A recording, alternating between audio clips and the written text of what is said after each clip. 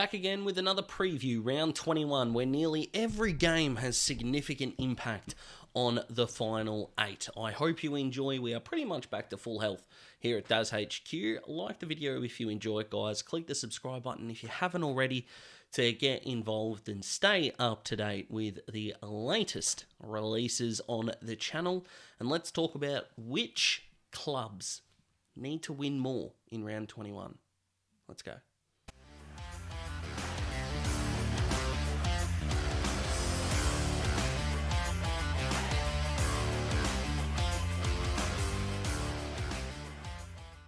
The Dogs and the Ds. I'm actually going to put the Doggies here in the team that needs to win more now. Normally with these games with two teams in the top 12, top 13, around that mark, it's usually the team that is lower on the ladder that usually needs to win more to not only keep that congestion up and make it really difficult for teams to make it in those top 8 spots. But I feel like I am a lot lower on Melbourne than a lot of people are. I think they just have to start the rebuild at the end of this year to make sure they are semi-competitive, working their way towards contendership again before Tassie especially get here and start impacting drafts.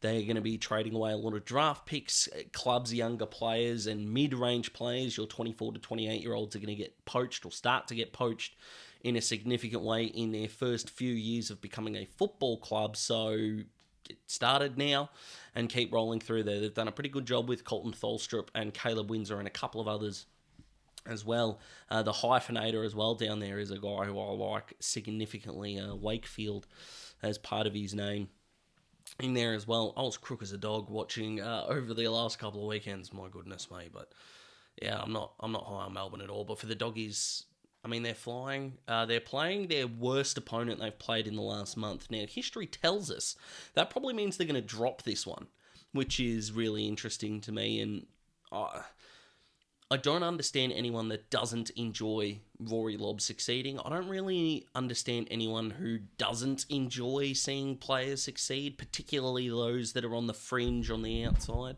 Something like that. Success in sport is just good to watch, whether it's your team or not. And we want to beat every team at their best. So if the Bulldogs are towards their best with Rory Lobb in the side, it would be really cool to knock them off, which Melbourne fans will be hoping they do anyway. So the Doggies need to win this more. Their percentage will get them a final spot if they win.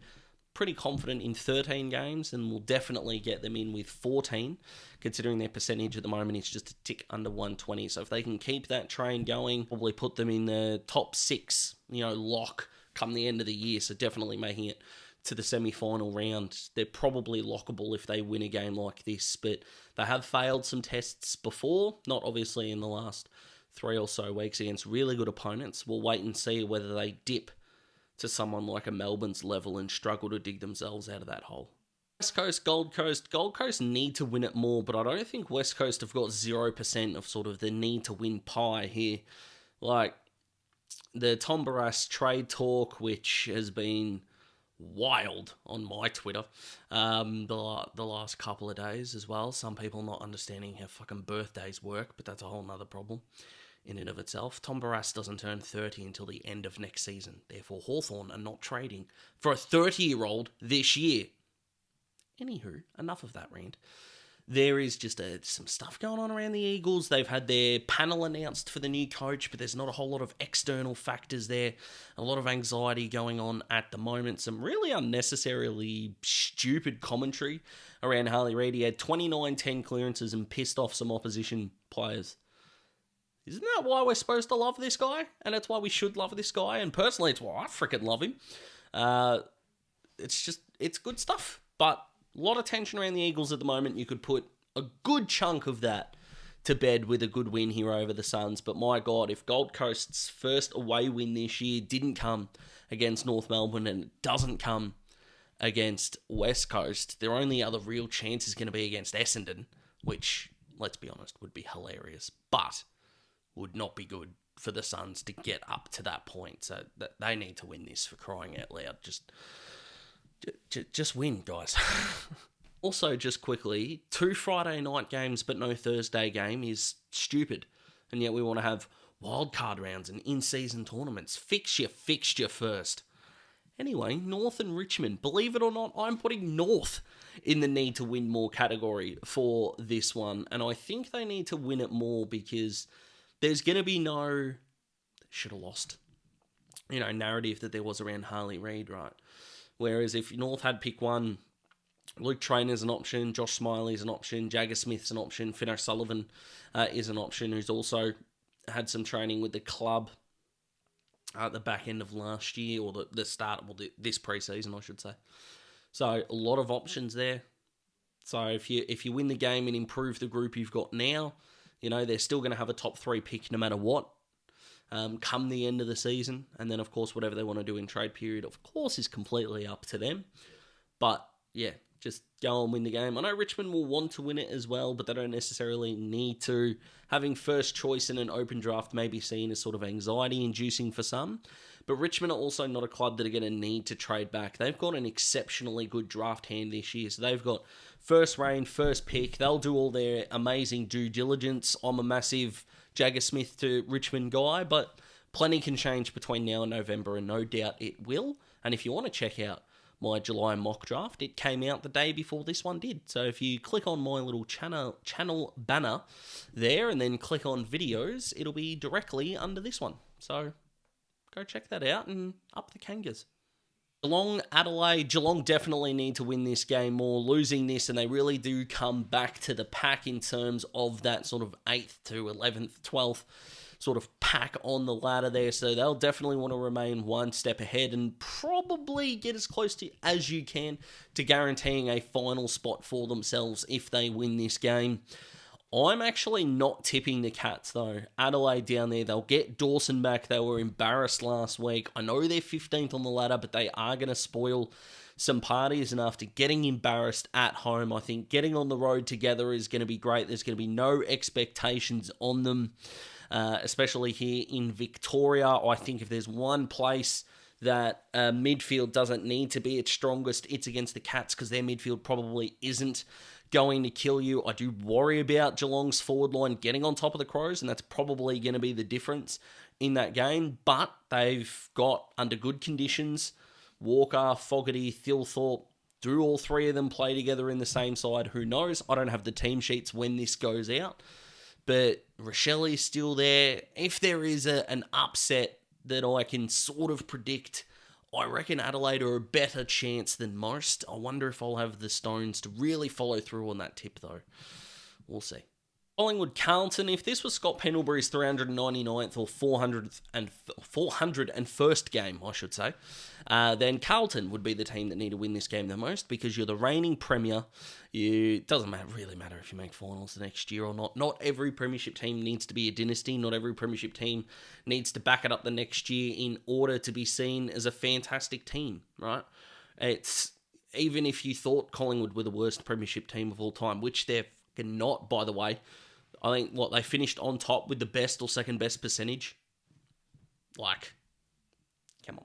Being silly now. Of course they were not the worst premiership team in modern times. You're kidding yourself. Anywho, I think that the 400th Pendles, sure, finals aspect, if you want to put it in there, they need to win it. They just need to. For the club champion, for everything that they need to do, they need to win it. No doubt Carlton need to win as well, especially after last week, and hopefully their 8-day break helps them significantly. Fingers crossed. And the implications for Carlton if they lose this are going to be many. But for once, if we can allow one player, one game where it can be all about them and need to win for your champion, it's Pendles. What a star he's been. And it's difficult for me to say this considering I couldn't have been further from Coventry's prime overall. If we want to put Coventry as number one overall, I'm happy for you to do that. But Pendles is the best Collingwood player I've seen, and I probably would take him over Buckley. Port and Sydney. Porter at home, Sydney going shithouse. This is difficult to say. I am still going to go with Port because their finals implications, because the ladder is so even. I am still leaning towards Port Adelaide need to win this game the most. I think, again, when you're going pretty awful, I think getting on the road for the Swans is going to be a good thing. I know they've got injuries at the moment and they're just going to have to pull something out of their butt at some point to kick themselves into gear. So they're going to need to do that, which I perfectly understand. But Port lose this, I might end up struggling seeing them even making finals. And if there is a time that you want to get the team on top of the ladder, it's probably when they've lost 3 of their last 4, and injured at your home deck. So, pressure's on Newport, which probably means they're not going to win, are they? GWS and Hawthorn. Believe it or not, the Giants need to win this more than the Hawks do. Let me explain. 14 wins is going to get you into finals, which means Hawthorn can't afford to lose one of their last 4. And considering Richmond and North are coming in the last fortnight, and the reason why we're going to put them down as wins isn't because we believe Hawthorn are this mentally strong, put them in your diaries. It's a simple case of, well, if you lose them anyway, you don't deserve to play finals. So they're almost scratched off the fixture. You need to win one of these.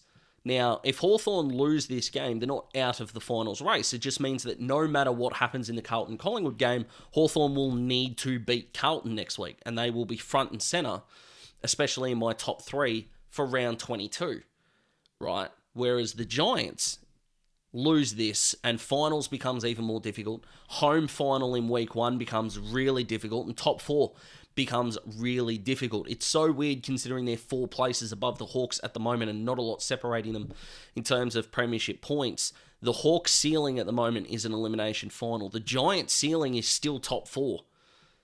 And the only one of those that is more threatened with a loss is Giants top 4. Hence why I think they need to win this game more.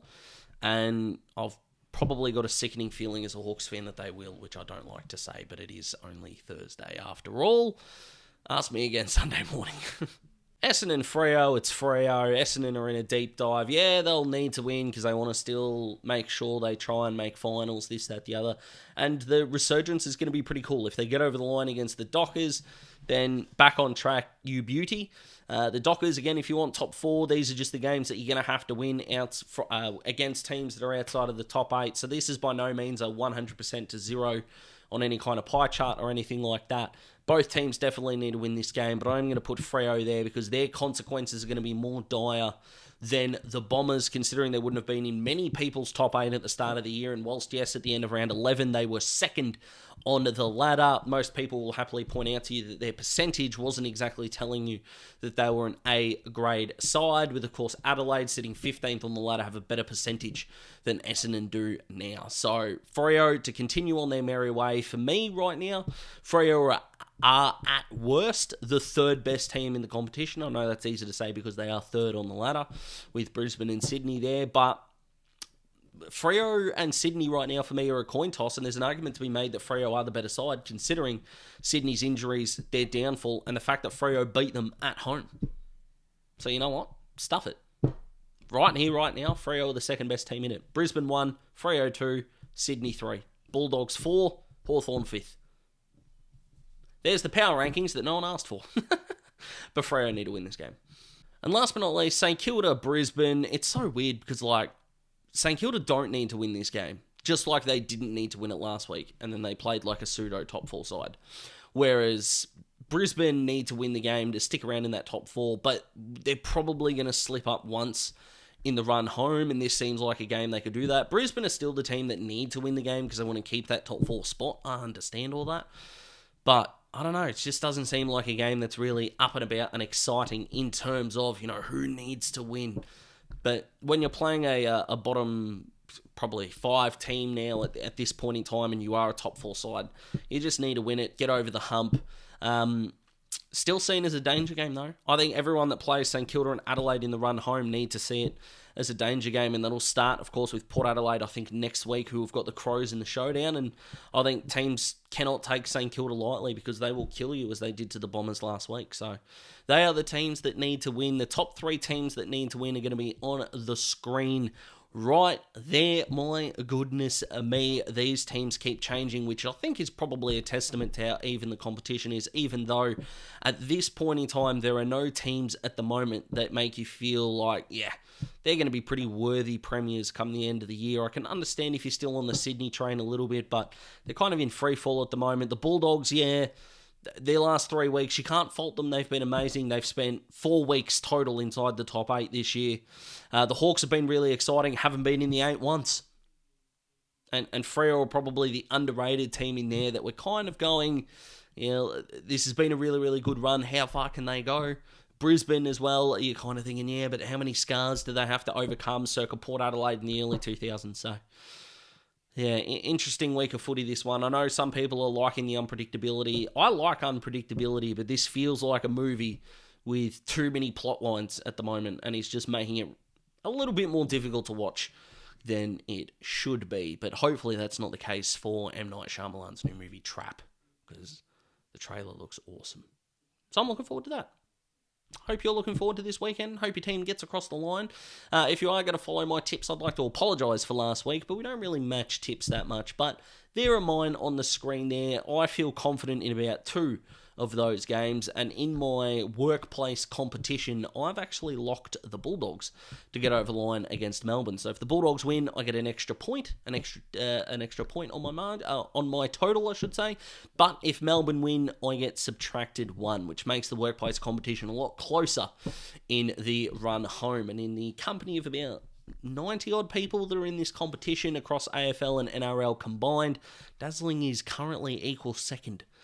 And it's the NRL that's holding me up at the moment, my goodness me. But I hope you guys enjoy your weekend. I hope you enjoyed, or go and enjoy, the mock draft if you haven't watched it already. But just for this video, like it if you like the video. Subscribe to join the Daz Talks Footy family. Share with a mate who wants to have a preview that's something a little bit different. And you have yourselves an excellent weekend.